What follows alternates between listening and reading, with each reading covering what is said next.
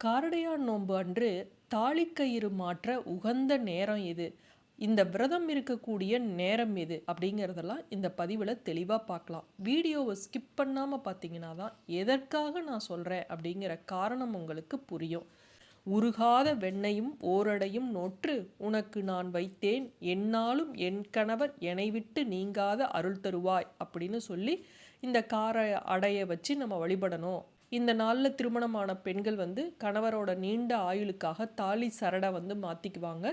திருமணமாகாத பெண்களாக இருந்தால் கையில் ஒரு மஞ்சள் கயிறு, நோன்பு கயிறு, அதில் பூவை கட்டி அந்த பூவோடு சேர்த்து அந்த மஞ்சள் கயிறை கையில் கட்டிக்குவாங்க.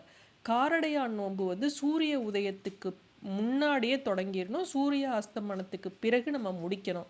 ஆனால் மாசி கடைசியாக இருக்கக்கூடிய நேரம், பங்குனி முதல்ல ஆரம்பிக்கக்கூடிய நேரம் தான் இந்த காரடையான் நோன்பு.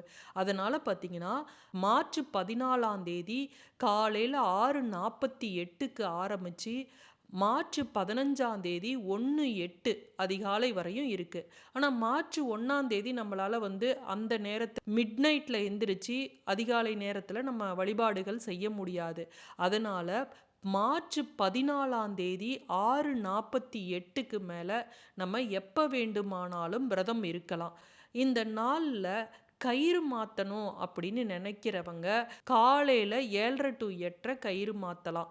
ஈவினிங் ஒரு சிலர் 4:30 to 5 மாற்றலாம் அப்படின்னு சொல்கிறாங்க. ஆனால் இந்த காரடையான் நோன்பு அப்படின்னா பிரம்ம முகூர்த்த நேரத்தில் அல்லது காலையில் செய்வது தான் நல்லது. அந்த நேரத்தில் கயிறு மாற்றுவது தான் நல்லது. ஏன்னா ஈவினிங் கயிறு மாற்றுவது அவ்வளவு நல்லதாக சொல்லப்படலை.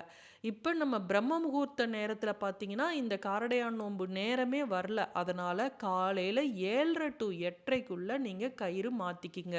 அன்றைய தினம் ராவு காலம் பார்த்திங்கன்னா காலையில் 9 to 10:30, யமகண்டம் பார்த்திங்கன்னா மதியம் 1:30 to 3.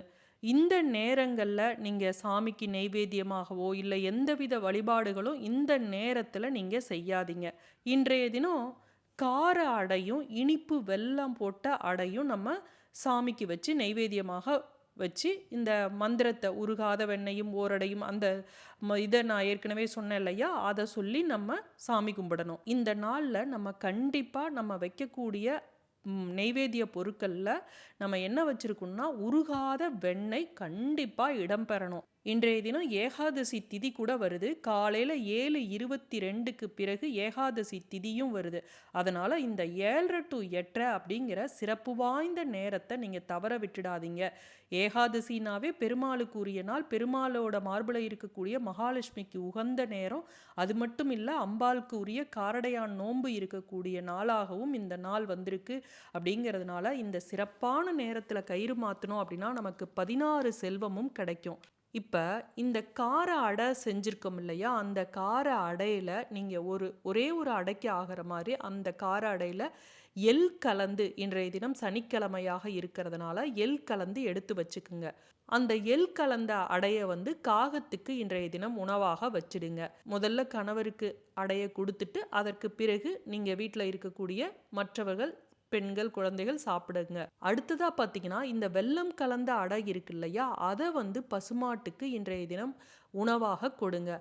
அது மட்டும் இல்லாமல் இன்றைய தினம் சனிக்கிழமை ஏகாதசி திதி அப்படிங்கிறனால அகத்திக்கீரையை பசுமாட்டுக்கு வாங்கி கொடுங்க. எந்த ஒரு விரத நாளாக இருந்தாலும் நம்ம செய்யக்கூடிய தானங்களுக்கும் தர்மங்களுக்கும் பலன் அதிகம். அதனால் இது மாதிரி நம்ம செய்வதன் மூலம் நமக்கு இருக்கக்கூடிய தோஷங்கள் அகன்று செல்வம் பெருகும். மீண்டும் அடுத்த காணொளியில் சந்திக்கும் வரை நன்றி, வணக்கம்.